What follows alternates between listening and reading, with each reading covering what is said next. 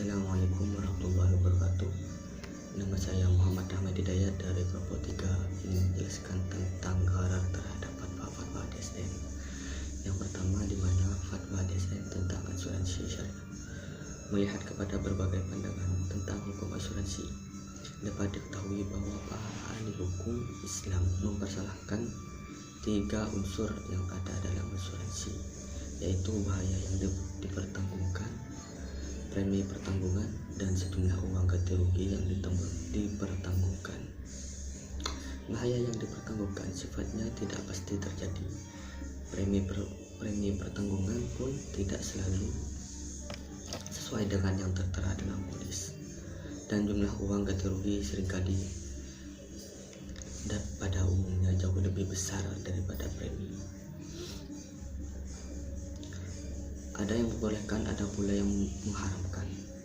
Dalam kaitan ini, Majelis Ulama Indonesia pada tanggal 16 Desember 2003 mengeluarkan fatwa tentang haramnya bunga yang ditarik oleh perusahaan premi melalui deposito dan konvensional.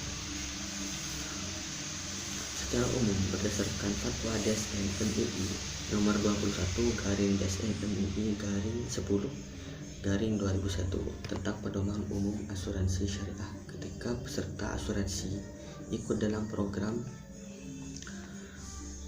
perusahaan asuransi syariah akan diberikan akad. Akad yang diberikan harus sesuai dengan syariah, tidak mengandung gharar, penipuan, atau barang haram dan maksiat. Akad tersebut adalah akad tijarah. Akad tijarah adalah akad yang dilakukan untuk tujuan komersial. Bentuk akad tijarah dapat diubah menjadi akad tabarruk bila pihak bertahan haknya dengan rela melepaskan haknya sehingga menggugurkan kewajiban pihak yang belum menunaikan kewajibannya. Yang kedua yaitu akad tabarruk. Akad tabarruk adalah semua bentuk akad yang dilakukan dengan tujuan kewajiban, kebajikan, dan tolong menolong, bukan semata untuk tujuan komersial. Kemudian dalam akad tabarruk adalah akad hibah, dan akad tabarruk tidak bisa merubah menjadi akad tijarah. Dalam akad tabarruk atau hibah, peserta memberikan hibah yang akan digunakan untuk menolong peserta lain yang terkena musibah, sedangkan perusahaan tidak sebagai pengelola dana hibah. Menurut fatwa DSN syariah,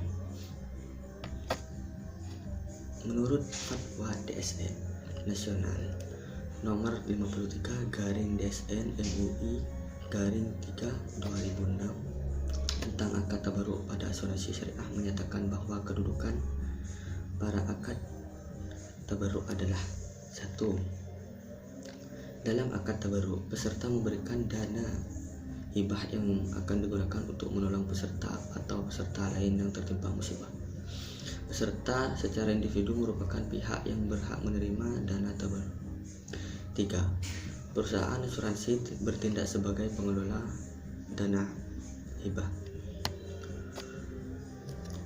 atas dasar akad wakalah dan peserta selain pengelola investasi. Yang nomor 2 yaitu fatwa DSN tentang perdagangan efek bersifat ekuitas.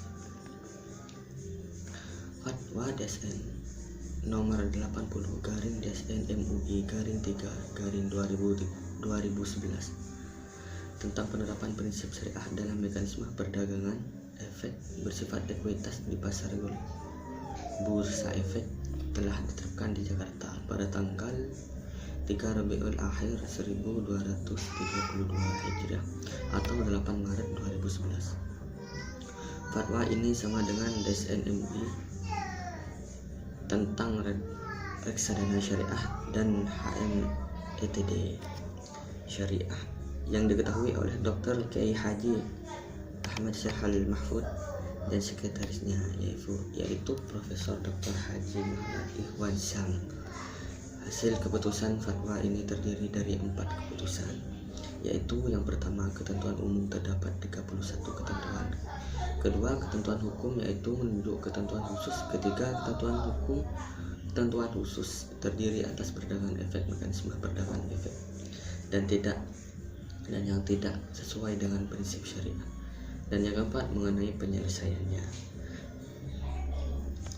Sebelum memutuskan fatwa ini, DSN MUI menimbang bahwa di kalangan masyarakat muncul pertanyaan mengenai kesesuaian syariah atas mekanisme